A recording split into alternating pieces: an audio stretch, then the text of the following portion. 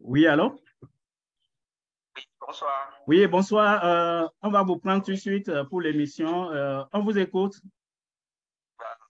Bon, en fait, je veux, comme vous l'avez souhaité, apporter ma petite contribution sur la thématique. Et avant tout propos, je me présente, je m'appelle Monsieur Bonton Roméo. Et voilà, je me sers un peu dans l'agro-business et j'essaie de comprendre comment les filières enrichissent ceux qui n'en font pas grand-chose. Pour le problème du soja, d'abord, toutes les cultures de rente, c'est-à-dire les cultures d'exportation, les vrais et producteurs n'en bénéficient pas. C'est des gens qui ont de l'argent, qui sont quelque part les intermédiaires et les grands richards qui sont en haut, qui en profitent. Je prends le cas du soja.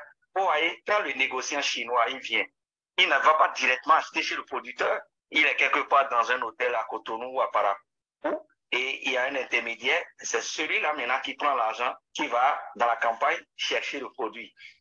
Et dans la campagne, vous savez, les producteurs, les populations n'ont pas de gros moyens. Ils ne peuvent pas attendre une période où le produit prend de la valeur pour vendre leur production. Donc déjà, à partir du mois de novembre, les coûts montent. Donc on achète. Et vous voyez, le monsieur, il achète, je ne sais pas, je dis n'importe quoi, hein, il prend le sac à 20 000 francs. Mais le même sac, 3 mois plus tard, il vend ça à 40 000, à 50 000. Bon, alors il va enlever le transport, voilà, les petits frais, mais il gagne plus que le producteur. Ça veut dire, le monsieur, toute une année, il a travaillé pour quelqu'un qui a son argent, qui est tranquille et qui se fait de l'argent. Mais ces dernières années, la demande du soja étant très forte et au marché international, ça fait qu'il y a un regain. Les gens ont commencé, au départ, c'était les femmes, surtout dans le nord. J'ai travaillé un peu dans la zone de Panikwara, Gogoum, jusqu'à Segmana. C'est plus les femmes qui faisaient du soja. Les hommes ne faisaient pas. C'est vu comme un travail, une culture de paresseux. Mais quand ça a commencé par prendre de la valeur, la tendance a changé. Les producteurs, les gens ont commencé par abandonner le coton pour le soja. Parce que le coton, il y a beaucoup d'intrants. Le soja n'en demande pas autant. Du coup, je sens que la politique qui se dessine, si on laisse faire, vous avez vu toute cette, je ne sais pas, tissu industriel, je parle des machines qui égrènent le coton. Si on ne fait rien, on laisse le soja prendre l'ascendance. Je dis n'importe quoi, hein, c'est mon analyse. Oui. Ces machines-là vont devenir quoi? Ces gens-là, ces milliers de personnes, quoi qu'on dise, le coton, ça nourrit plus d'un, hein, depuis le transporteur jusqu'au cotonculteur, au cadre qui est dans un bureau, tous ceux-là qui sont dans la chaîne, et aux mécaniciens, si vous faites attention, c'est quand le coton commence que beaucoup de vieux camions sont réveillés, sont sortis. Oui. Vous êtes d'accord avec moi? Bien sûr, oui. Oui. Il faut aborder ce sujet avec moins de passion. Si nous voulons que le soja prenne, il faut faire en sorte que, comme l'anacade, un jour, quand les gens vont nous laisser ça dans les mains, qu'on ne puisse rien en faire. Il faut que ça soit alors transformé localement. Si c'est lui, si on va en faire des produits dérivés, il faut que ça soit vraiment un projet de développement. Sinon, c'est toujours les intermédiaires, quel que soit le coût que ça va prendre. Ce n'est pas le producteur en bas de l'échelle qui se fait de l'argent, hein. C'est les intermédiaires là. Et le niveau de vie des populations étant tellement bas, je vous dis, je suis resté à Sakarou en 2018, en espace de 15 jours, mais le coton, du moins, le soja est passé de 16 000 à 22 000 devant moi. Ça, c'est le sac de 50 kilos? Oui, non, de 100 kilos. De 100 kilos, ok. Ok. Oui, ça, je parle de 2018. 2018, ok. Comment les choses évoluent cette année. Okay. L'année passée, j'étais à Doumé. C'était le même scénario. Les prix ont grimpé parce qu'il y a une spéculation autour.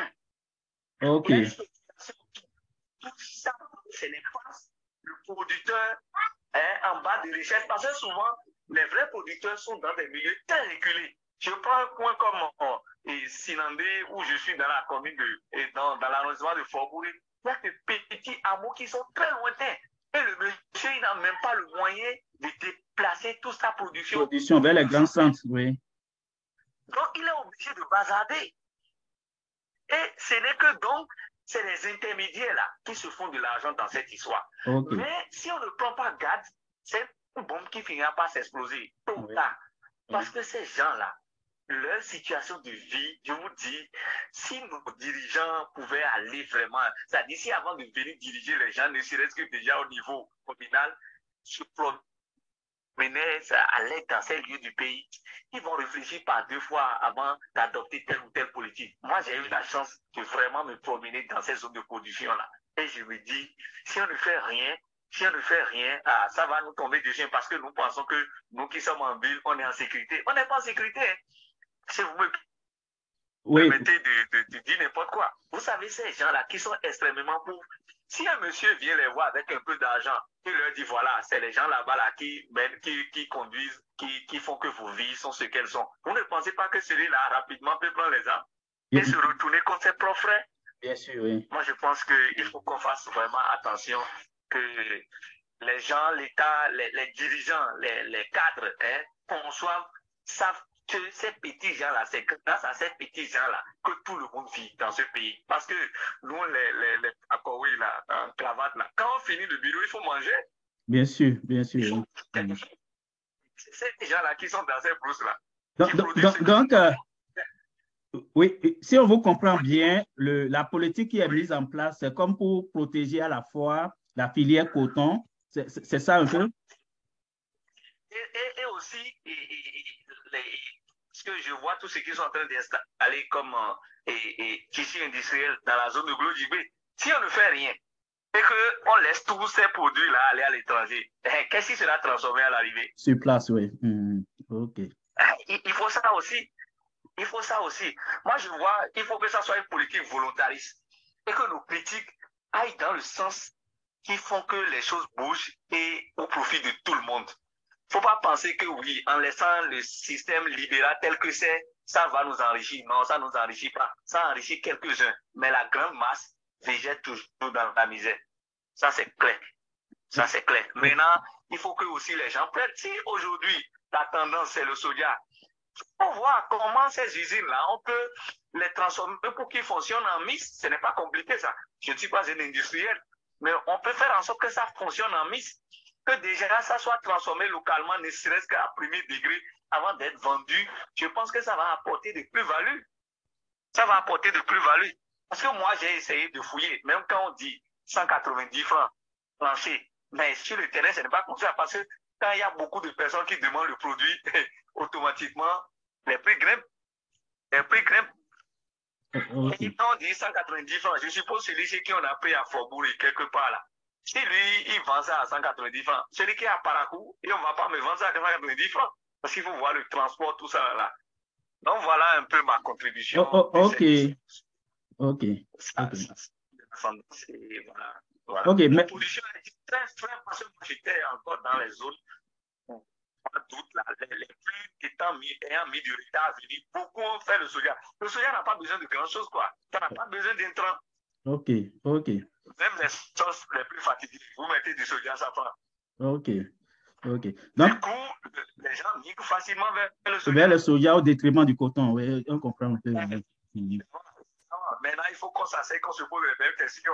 Est-ce que nous sommes d'accord que toutes ces usines-là se retrouvent du jour d'ici 3-4 ans sans autre utilité? Oui, sans matière première. Oui. Voilà, sans matière première, c'est de vraies questions qu'on doit se poser. Parce que quoi qu'on dise, vous et moi, quand on va au marché, on a envie de porter du vrai coton. Et c'est ça qui fait qu'on va chercher à tuer parfois. Exactement. OK. Alors, comment on fait pour que ce coton soit transformé localement pour nous profiter? Moi, je pense que c'est dans ce sens qu'il faut voir les choses que de dire non, c'est X, c'est Y. Voilà ma contribution. Merci. OK, merci beaucoup pour votre brillante contribution. On va continuer l'émission à attendre d'autres appels. En attendant, on a beaucoup d'audio aussi à faire passer. Oui. D'accord. Merci. Oui.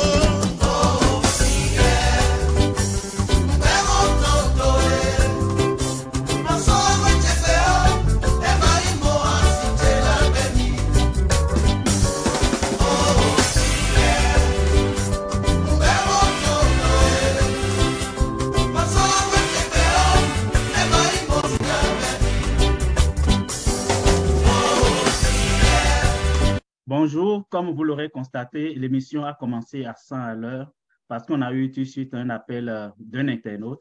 Donc, revenons ici sur le plateau pour pouvoir mieux situer le contexte de cette émission. Donc, comme vous l'avez constaté aussi, l'émission a pour but de parler de la filière coton au Bénin.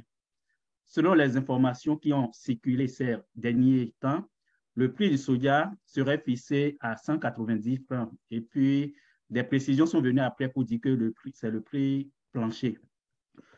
Juste un instant, je vous reviens parce que j'ai un autre appel. Oui, allô? Allô? Oui, allô, bonsoir. Bonsoir. Oui, allô? Oui, vous voulez intervenir sur le sujet, c'est ça? Oui. Oui, on vous écoute. Et concernant le prix de soja, aujourd'hui, nous, producteurs, quand les prix vont commencer là, intrant herbicide, c'est cher.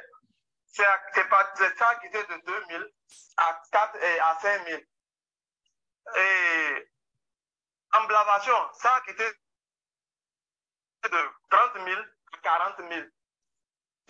Tout ça là, ça fait coûter de l'argent. Maintenant, au finish, on nous dit maintenant que le prix, le prix de ce gars est différent par rapport aux autres pays. Ça là, vous voyez que ça là, c'est pénible. Et ça fait pitié pour nous les producteurs. Il y a des moments, les producteurs ils vont aller faire prêt pour produire le prêt de leur champ. Ils vont aller se faire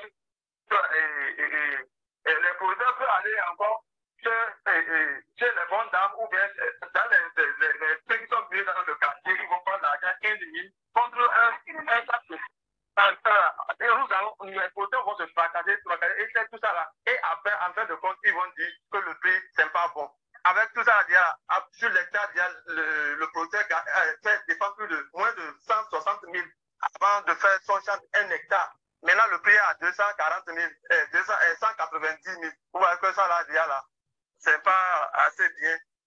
OK. Donc, c'est ça, si vous pouvez nous aider, vraiment que le gouvernement puisse faire quelque chose sur ça là, sinon ça ne va pas. Vous êtes où au Bénin exactement? Vous êtes dans quelle région? Je suis à Djougou. Ah, vous êtes à Djougou, OK. Mais c'est à combien que... Oui? À Djougou, ici, le kilo est à 190 francs. 190 francs, OK. Oui. Oh, OK. Donc, nous, on va essayer, c'est le but de l'émission, c'est de relayer ces informations pour que les décisions soient prises, pour que les producteurs à la base ne soient pas pénalisés.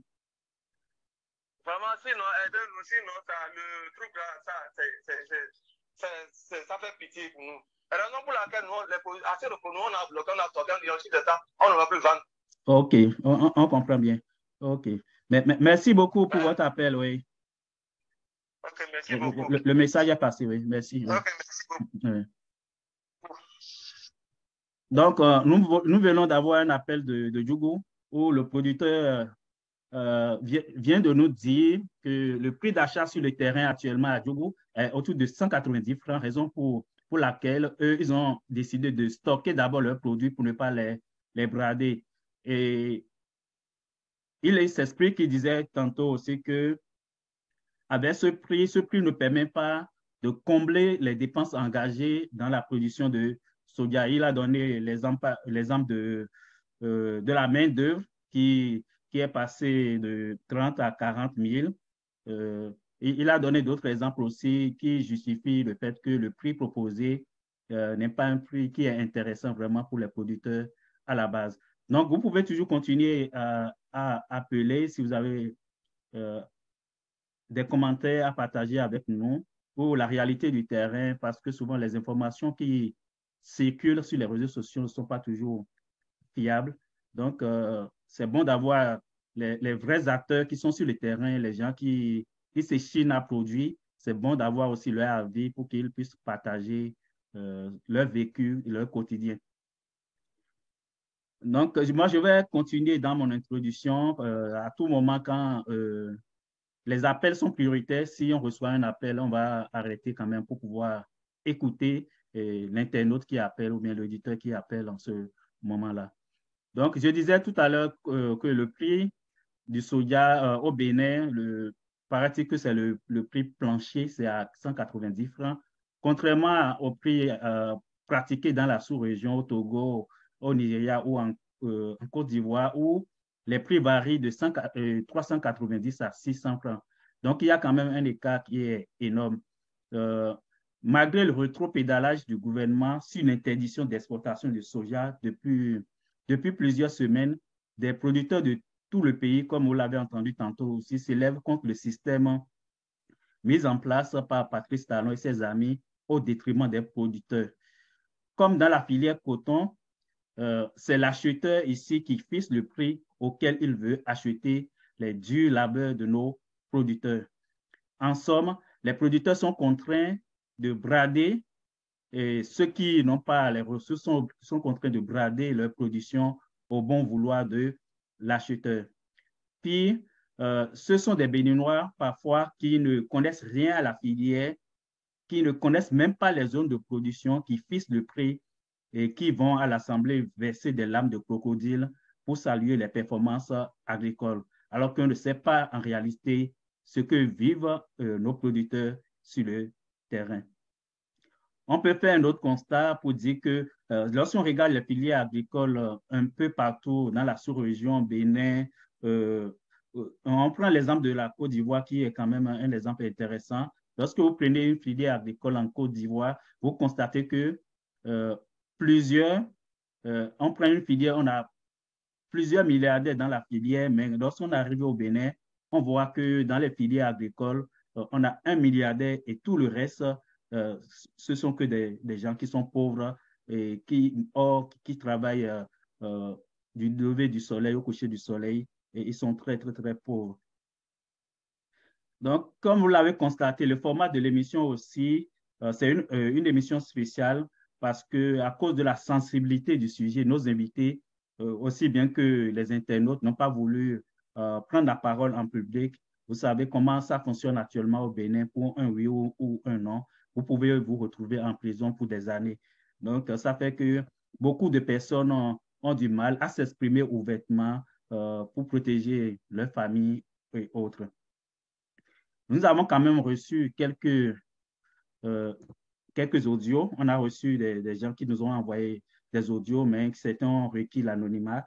Nous avons aussi des messages écrits qu'on va partager avec vous au fur et à mesure qu'on va avancer dans cette émission. Donc, pour commencer, en attendant qu'on reçoive d'autres appels, pour commencer, OK, j'ai des commentaires je vais revenir sur ces commentaires tout à l'heure, les amis qui mettent, les internautes qui mettent les commentaires dans le fil de la vidéo live. Je reviens sur ces commentaires dans un instant, le temps de vous faire passer une chronique sur la question et puis je reviens avec vous tantôt. Le soja, semé, traité, entretenu, récolté dans le silence chez nous au Bénin. Mais lorsqu'il s'agit de sa commercialisation, c'est de lui qu'il faut parler à longueur des journées dans tous les canaux avec tous les tons humains. Une situation compliquée et triste. Ça fait pitié et aussi peur lorsqu'un quelqu'un reconnu qui parle toujours doucement se met un jour à crier. Parfois, exprimer une opinion est une épreuve difficile à laquelle on se demande s'il faut d'abord aller aux cieux pour le faire. Ce débat illimité est pratiquement désorienté sur le prix du soja qui domine l'actualité en République du Bénin, ajouté à la fièvre électorale de janvier prochain, est une autre source génératrice de stress supplémentaire en tout cas. À chaque événement donc, sa cause. Le soja, puisque c'est de lui qu'il s'agit, c'est triste pour ce que nous entendons de part et d'autre irrélatif. Les paysans s'avouent mourants de faim en accusant l'autorité de gourmandise. Nous les avons écoutés, nous les avons entendus, nous les avons compris, sinon nous avons compris leurs préoccupations. Nos paysans, producteurs du soja, les pauvres. Ils nous ont parlé de la main-d'œuvre locale du labour qui a quitté 30 000 francs pour 40 000 francs, voire plus selon les lieux. Les pauvres paysans, ils nous ont dit que des intrants autrefois achetés à 2 500 francs sont allés à 5 000, 6 000 selon les types, les fournisseurs et les spéculations. Les pauvres, les paysans producteurs du soja, ils nous ont révélé avoir fait des prêts au niveau des institutions de microfinance de la place avant d'aller labourer la terre. Des informations de haute portée. Nous avons appris que le prix du soja est de 400 francs au Mali, 500 francs au Togo voisin, 500 francs au Nigeria, grand pays de l'Est. Voilà donc les prix dans l'espace UEMOA et on nous parle ici au Bénin de 190 francs. Une autorité centrale serait intervenue dans une plateforme pour expliquer sans convaincre.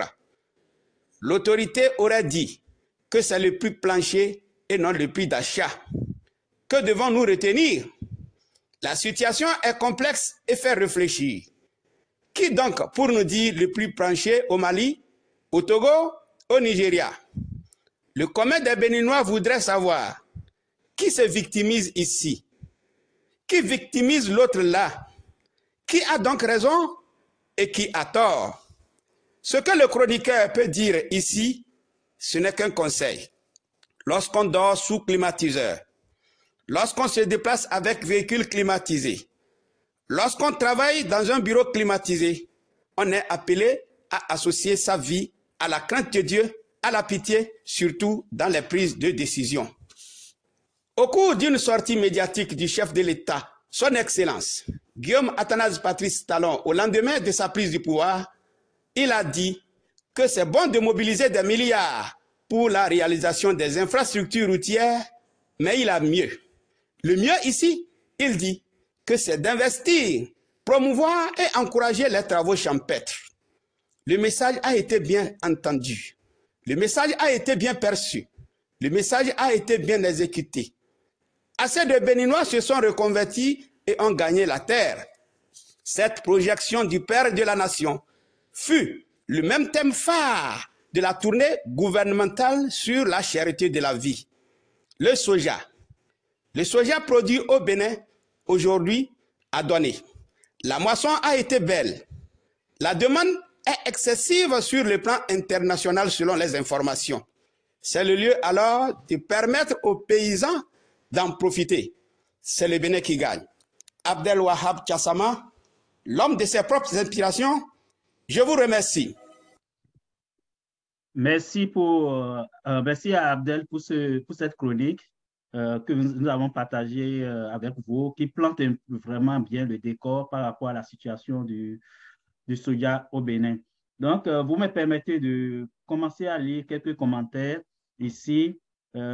J'ai le premier, M. Raoul, en tout cas c'est le nom que je vois, qui dit ceci: la politique en place n'est pas mal, mais c'est juste brusque et brutal. J'ai M. Banambé Roméo, non, on fixe toujours un prix plancher, ça a été toujours le cas pour l'ANACAD. Et il continue, les agriculteurs sont encadrés par beaucoup de projets.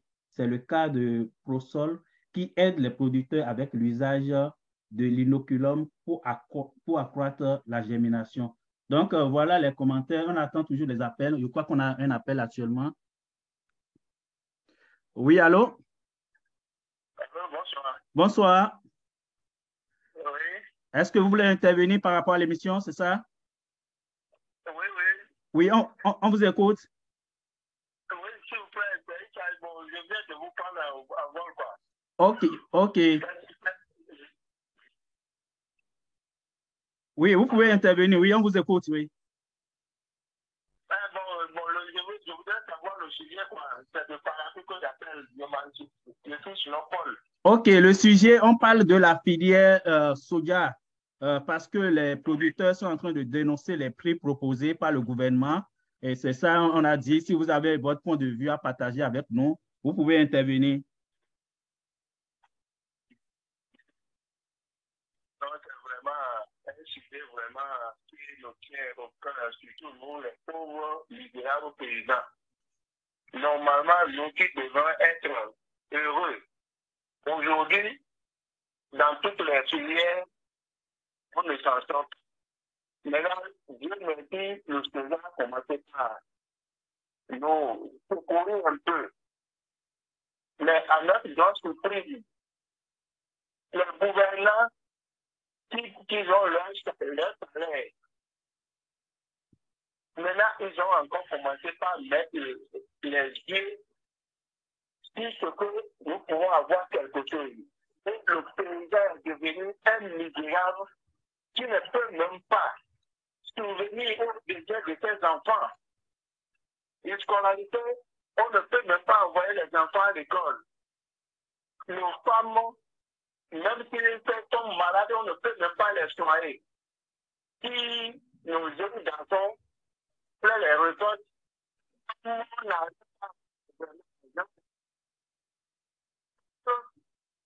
dans les parents, ils vont au Nigeria. Si bien vraiment on était plus se les prendre.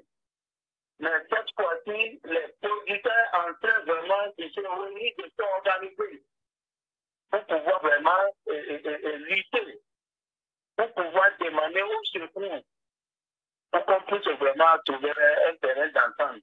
Donc, c'est pour cela que quand j'ai appris de votre émission, vraiment ça m'a intéressé. Seulement, voilà, je n'ai pas un peu de radio pour pouvoir vous suivre. OK. Merci beaucoup pour votre appel. On comprend de votre message que la situation est vraiment difficile pour les producteurs actuellement, que malgré le travail, ils n'arrivent pas à s'en sortir. Donc, merci vraiment pour votre appel. Merci, oui. Donc, merci beaucoup à tous les internautes qui sont avec nous. On partage toujours les commentaires qu'on reçoit. Monsieur Barnabé Romero nous dit ceci: il faut vraiment faire un débat dépassionné, sinon vous risquez de passer à côté de l'objectif. Nous sommes ouverts, c'est pour ça justement, tous les commentaires qu'on reçoit, on les lit comme on les reçoit. Donc, les auditeurs aussi sont libres d'intervenir, donc, quel que soit leur point de vue, ils peuvent appeler et donner leur point de vue. Donc, rien n'est filtré ici. On vous écoute, si vous avez des points de vue contraires à ce qui se dit, vous pouvez intervenir. Donc, pendant ce temps, ou en attendant d'avoir d'autres appels, je vais passer un autre message qu'on avait reçu avant l'émission. Je vais vous faire écouter ça. Bonsoir à vous. Moi, je m'appelle Georges Lera Abissi. Eh bien, j'ai vu, vous aviez demandé comment s'explique le prix très bas du soja du Bénin par rapport au pays de la sous-région. Alors, mon analyse va se faire par rapport d'abord au marché international et ensuite par rapport à la politique interne donc du gouvernement du Bénin. Vous voyez, si je devrais répondre à votre question, normalement, ce prix bas devrait normalement s'expliquer en comparaison au coût d'achat sur le marché international. Alors, si par exemple, sur le marché international, le coût d'achat du soja est moins, eh bien, le gouvernement pourrait donc fixer un prix bas. Mais si on constate que les autres pays où vous faites la comparaison vont également sur le même marché et que eux, ils ont un prix comparativement élevé par rapport à celui du Bénin, il y a question donc à voir au niveau de la politique interne du gouvernement. Et d'où seul le gouvernement de la rupture pourrait nous donner sa vraie intention par rapport à cette politique-là. Alors, mais Lorsqu'on voit un peu en profondeur, on pourrait être tenté de dire, comme les rumeurs l'énoncent, que c'est pour décourager les producteurs. Donc, la seule personne bien placée pour nous expliquer cette décision est le gouvernement lui-même. Mais je voudrais quand même ajouter quelque chose pour finir, pour dire que serait-ce mieux que nous ayons un prix abordable si nous savons que notre soja est de bonne qualité. Je vous remercie. Georges Lera, c'était moi. OK, merci à Georges Lera. Je m'excuse pour la qualité de l'audio. Donc, lui, il renvoie carrément la balle au gouvernement pour mieux expliquer la situation aux producteurs, pourquoi les prix proposés au Bénin sont inférieurs euh, à ceux pratiqués dans la sous-région. Donc, en attendant de continuer ou bien de prendre un autre appel, je vais me permettre de vous lire un message qu'on a reçu avant l'émission. Donc, c'est intitulé comme si Affaire Soja au Bénin, le problème reste entier. Malgré la suspension de l'arrêté relatif à l'interdiction de l'exportation du soja, le problème du soja reste entier car cet arrêté ne concerne pas la suppression de la taxe ou de la surtaxe sur l'exportation du soja. Et donc, tout porte à croire que le régime de Talon est en train de tout faire pour que les travailleurs honnêtes et les laborieux paysans ne puissent pas bien gagner leur vie par le fruit de leur travail. Ensuite, fanfaronner partout qu'on est en train de lutter contre la corruption. Donc, il faut voler ou tricher pour vivre confortablement au Bénin. C'est une question qu'il pose. On ne peut même plus labourer la terre et jouir tranquillement des fruits et céréales que la nature donne gracieusement à l'homme. Si le travail honnête ne nourrit pas son homme, quel choix laissez-vous aux citoyens qui veulent vivre confortablement? Donc voilà le message d'un internaute qu'on a partagé avec vous en attendant de recevoir d'autres appels. Et vous pouvez continuer aussi à laisser des commentaires dans le fil de la vidéo live qu'on va relayer. On va lire aux internautes. Donc, on va écouter maintenant un autre internaute qui a envoyé, lui, un message audio. Ce qui se passe au Bénin est vraiment dommage. C'est dommage que dans un pays, les autorités ne prennent pas les décisions pour permettre au grand nombre de vivre décemment, de vivre de leur effort, et au contraire de prendre des décisions en vue d'enrichir un groupuscule d'individus qui ont fait main basse sur le pays. Comment comprendre que le soja soit taxé à 125 francs le kilogramme pendant que le coton supporte que 10 francs à l'exportation? Franchement, c'est incompréhensible. Et c'est incompréhensible dans la mesure où le soja est une culture comme toutes les autres. Et d'ailleurs, on peut dire mieux que le coton. Mieux pour les producteurs d'abord parce que c'est une culture moins épuisante pour eux. Et une culture qui n'est pas difficile et qui n'épuise pas les sols. Une culture qui supporte les intempéries climatiques. C'est-à-dire, elle peut supporter la sécheresse, elle peut supporter les abondances de pluie et elle se cultive partout au Bénin. Le soja peut se cultiver partout au Bénin, du nord jusqu'au sud, de l'est à l'ouest. C'est une culture aussi, c'est une culture qui enrichit en quelque sorte le sol. C'est une légumineuse, elle enrichit le sol. Vous voyez, donc du point de vue climatique, on peut dire que c'est une bonne culture. Contrairement au coton, qui a un coût d'exploitation explosif. Le coton a un coût d'exploitation explosif et appauvrit les sols, utilise abondamment des produits chimiques pour son exploitation.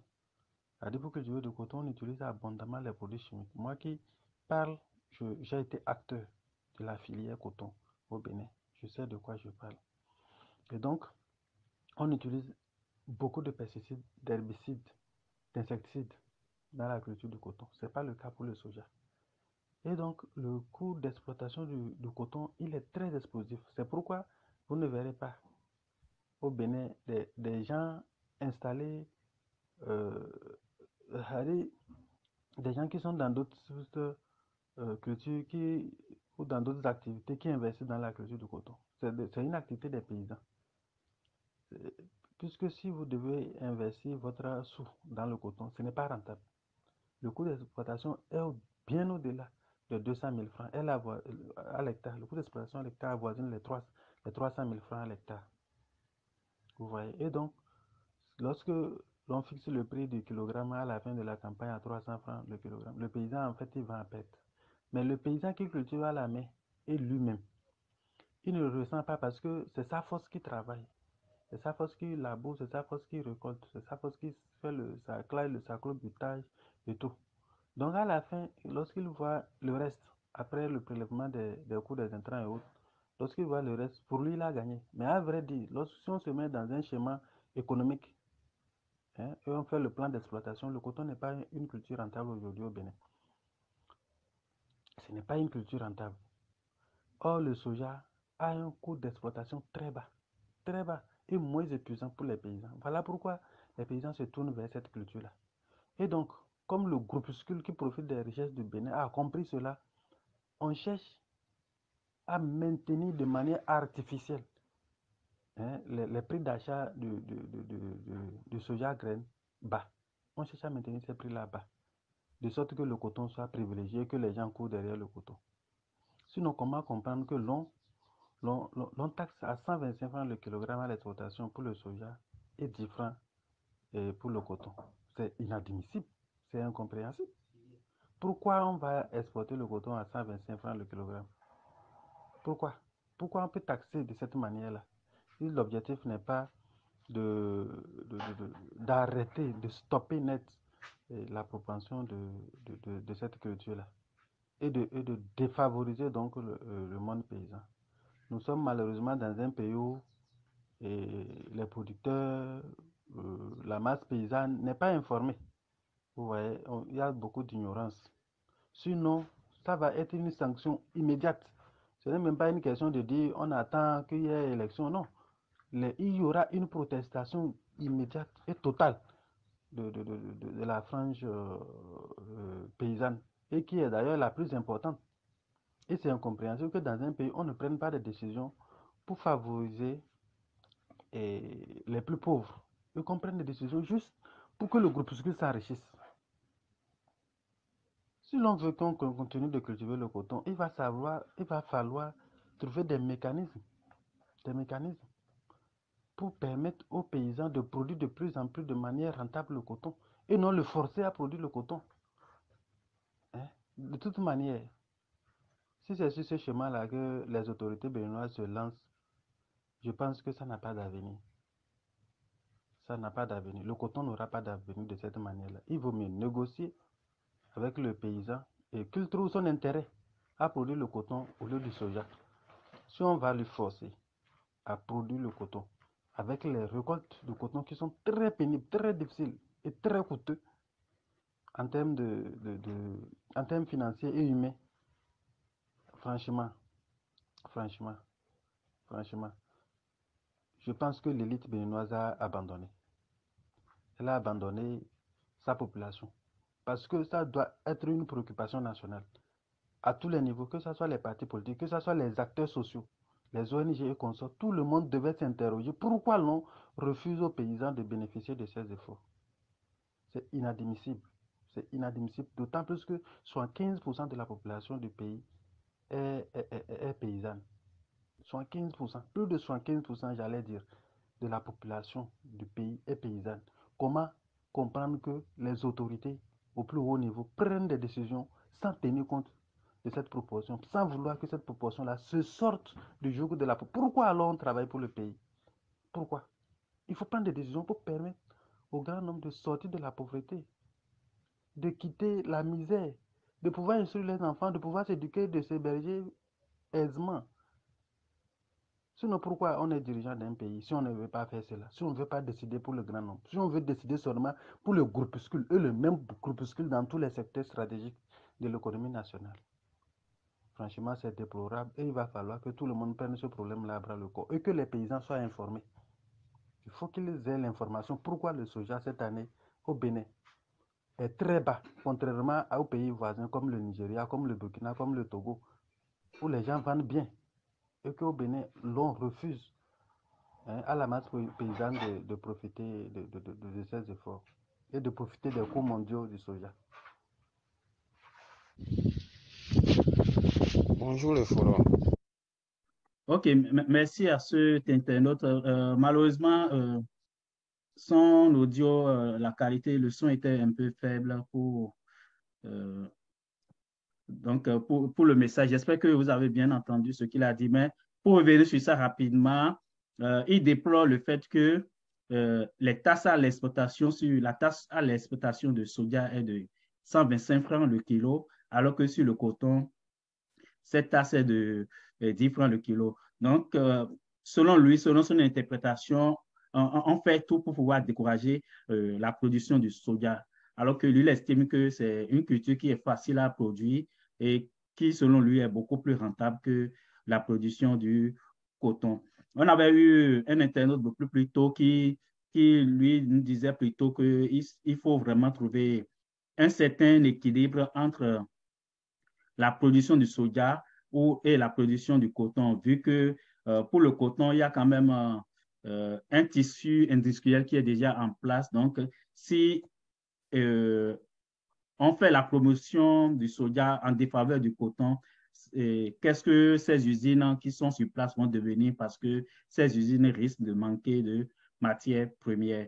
Mais dans tous les cas, l'idée, c'est de donner le juste prix aux producteurs par rapport à leur effort. Et lorsque le produit est vendu sur le marché international, les pays voisins aussi vont sur le même marché. Si ces pays sont en mesure de proposer un prix intéressant à leurs producteurs, cela veut dire qu'au Bénin aussi, il y a matière, il y a des possibilités aussi d'avoir un prix approximatif, même si ce n'est pas totalement égal aux producteurs, pour que les gens qui sont sous la pluie et le soleil puissent quand même en bénéficier un peu du fruit de leur travail. Donc, voilà un peu, pour résumer ce qu'il a dit. Malheureusement, l'audio n'était pas, le son n'était pas très bon par rapport à l'audio qu'il nous a envoyé. Donc, on va continuer peut-être à lire. On a un autre appel. Donc, je vais prendre l'appel rapidement. Oui, allô? Oui, bonjour. Comment vous allez? Oui, très bien. Vous appelez d'où? Ça de la part. Je suis un membre un membre coopératif. Quoi. OK, c'est beau. On vous écoute. C'est par rapport au prix de ce gars et comment, exactement. comment ça se déroule. Oui. Nos mécontentements, quoi. OK, je vous écoute, oui. Regardez le prix. Bon, l'État est en train de nous bloquer. Ouais, non. Ils nous bloquent par rapport aux achats et encore, ils disent même aux acteurs là, les agréments, ça lambine.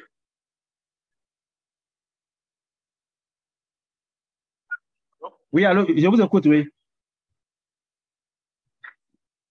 Oui, vous avez dit qu'on vous bloque par rapport aux agréments, c'est ça? On bloque les acheteurs par des agréments qui lambinent l'achat de soja, quoi. OK. Mais dans votre zone, le soja est à combien maintenant le kilo? Bon, il y a d'autres qui achètent 175, d'autres. En tout cas, même c'est 175 qui est sur le terrain. 175. Oui. Oui. Oui. Ok. Mais est-ce que vous avez un message à adresser au gouvernement? Le message, c'est que, bon, la fois passée, ils ont dit que, bon, ils ont comment on appelle l'interdiction d'exploitation qu'ils ont suspendu ça. Il semble que jusque-là, bon, rien n'est encore bon, quoi. Ok. Moi, je voudrais qu'il accélère comment l'appelle-t-on? Les agréments, tout ça. Parce que j'ai lu quelque part, les gens ont dit que bon, les agréments, le ministre de commerce a dit tout exportateur doit avoir des agréments, tout ça. Là, ça lambine. Tout à l'heure, quand la cajou a sorti maintenant, tout serait bloqué. Je voudrais que le gouvernement accélère, quoi. Ok. Donc, on a compris votre message. Est-ce que, si vous voulez, en quelques secondes, dire un message dans votre langue maternelle, comme ça, on va aussi. Langue maternelle? Oui, la langue que vous parlez habituellement. Est-ce que vous pouvez dire un message dans cette langue aussi? Je suis en romain. Oui, allez-y, il n'y a pas de problème. Donc, il va falloir gouvernement tout son nom. Ça, c'est quand tu vas aider la semaine. Donc, c'est tout gouvernement.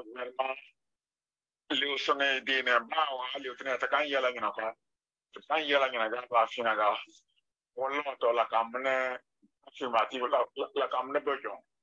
Donc, on a besoin d'un gouvernement à d'autres nations. Allez, tout ça, c'est un petit peu marrant. Tu vois, c'est des états en campagne. Demande message de moi de ma gouvernement, ma fière. Ok, merci beaucoup. Ok, merci beaucoup et bonne soirée à vous.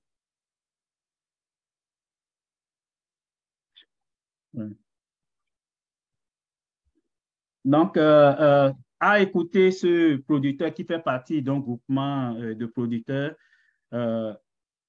si je l'ai bien compris, la suspension de l'agrément d'exploitation n'est pas encore effective sur le terrain. Et deuxième élément qu'il a soulevé, les gens dénonçaient déjà le prix de 190 francs, mais lui dit que dans sa zone, ça s'achète même à 175 francs le kilo. Donc, c'est un peu encore plus désastreux par rapport à ce qu'on pensait. Donc, vous pouvez toujours continuer à appeler si vous avez un point de vue contraire ou bien vous voulez partager votre expérience sur la question. Vous pouvez aussi laisser vos commentaires dans le fil de la vidéo live. Donc, on va écouter encore un autre audio qu'on a reçu maintenant.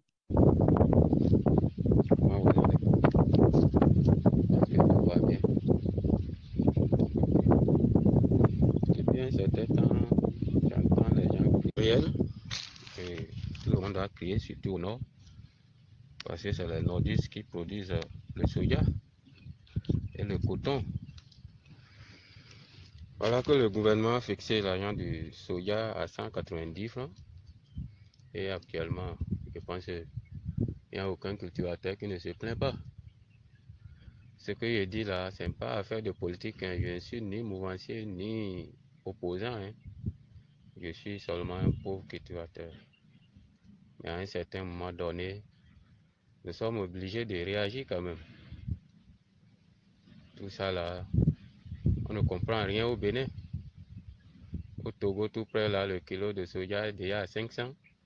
Au Nigeria à 500, au Mali à 500, au Bénin à 190 francs le kilogramme.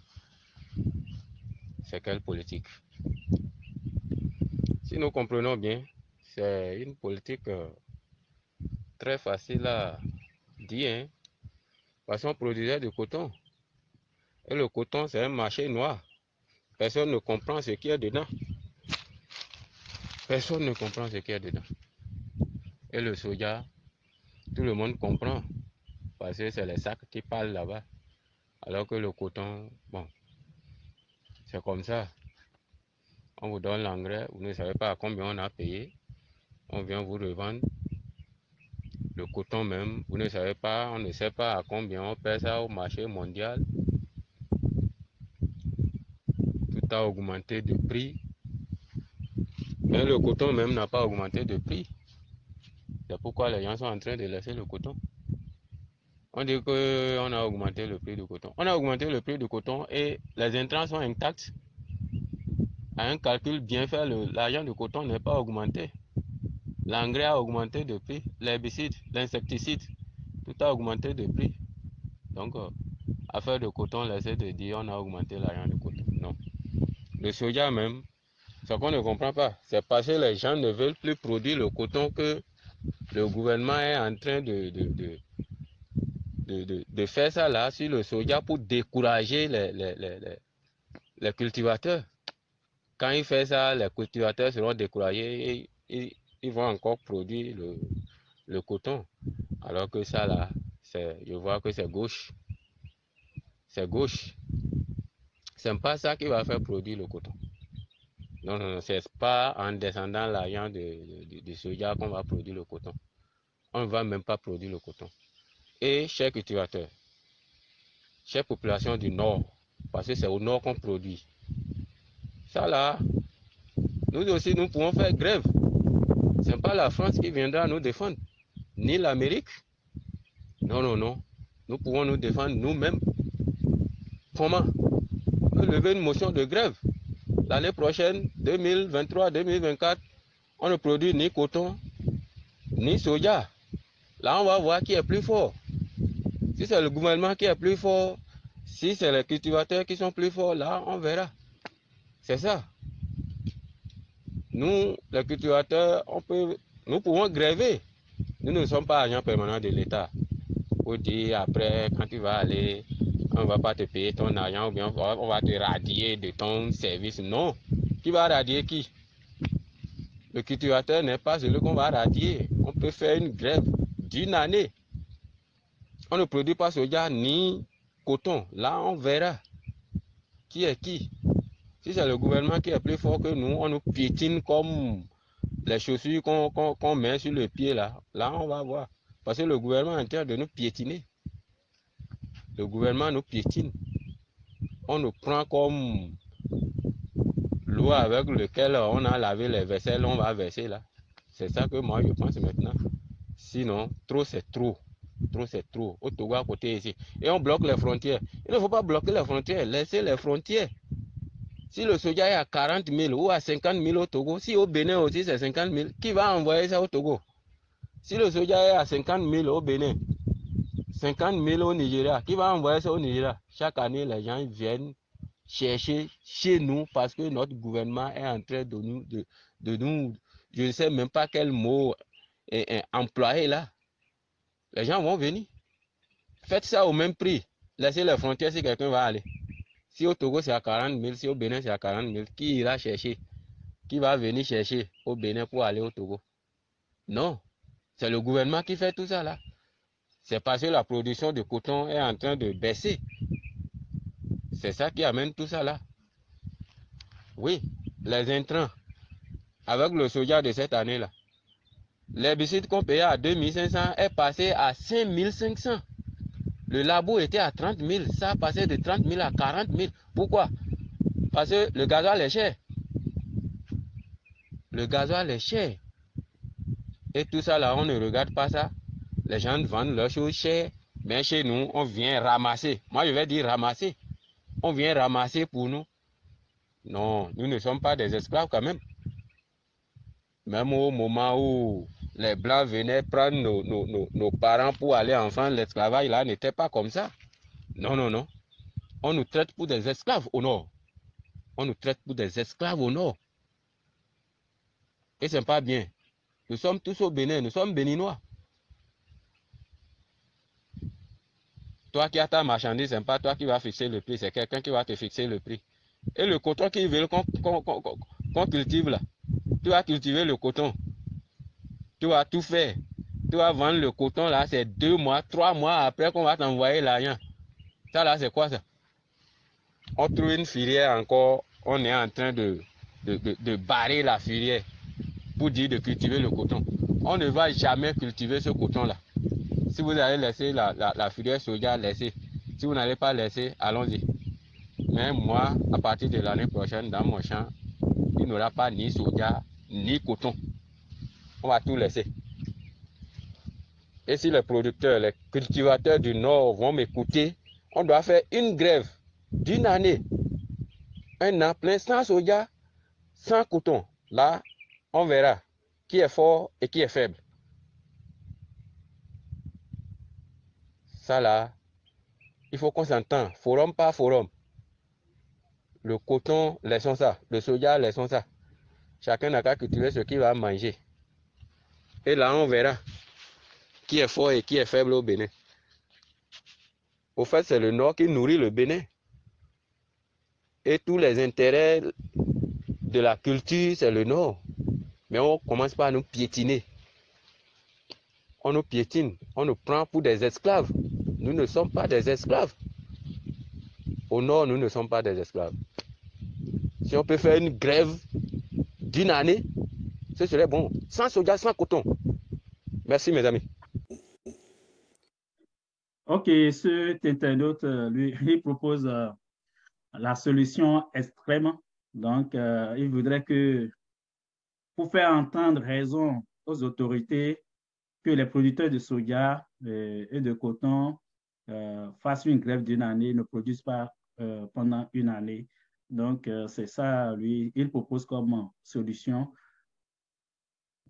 Donc, l'émission, on vous a fait quand même écouter un certain nombre d'éléments et par rapport aux appels qu'on a reçus, aux interventions des uns et des autres, on peut toujours résumer le fait que les prix des intrants ont vraiment augmenté. Et, des auditeurs ont cité par exemple l'herbicide qui est passé de 2500 à 6000.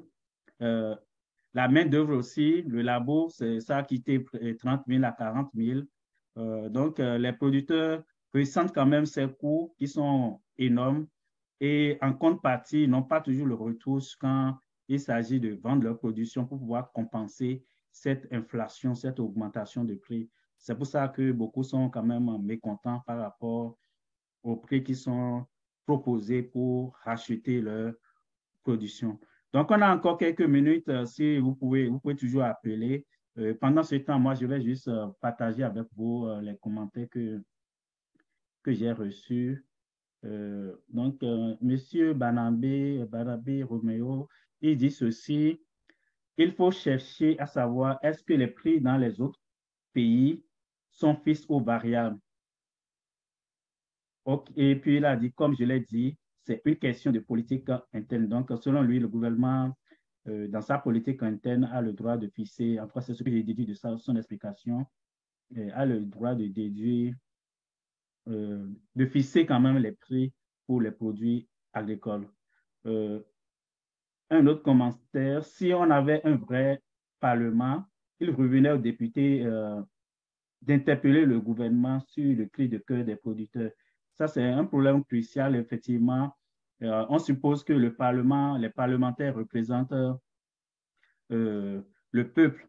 Et si on a des grincements de dents au niveau des populations, normalement, ils revenaient à leurs représentants au niveau national de relayer leurs difficultés auprès des autorités.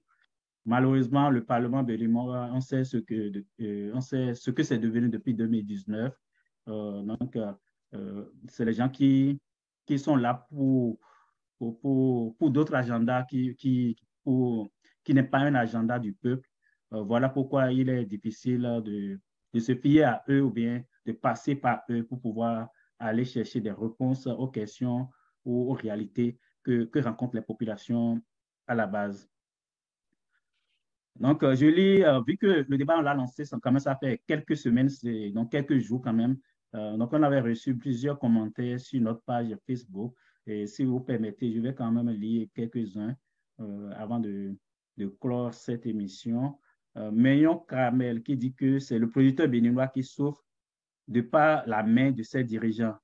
Et un autre commentaire,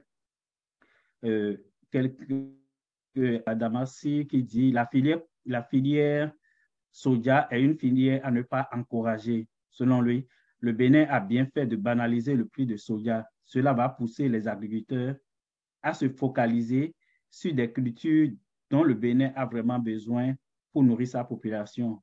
Le soja est un danger pour l'Afrique. Donc, c'est ça, c'est son point de vue. Et puis, quelqu'un de lui répond, c'est pour ça, est-ce que c'est pour ça qu'on s'acharne à produire du coton et non les cultures vivrières? Donc, c'est les échanges qu'on a reçus sur notre page Facebook que j'essaie de partager avec vous. Donc, autre chose, autre commentaire que je peux partager avec vous rapidement. Donc, il y a quelqu'un, Traoré Baboni, dit ceci. Je pense qu'on doit déménager de ce pays en attendant que le monsieur la quitte. Donc, je ne sais pas de quel monsieur il parle. Donc, moi, je lis juste le commentaire.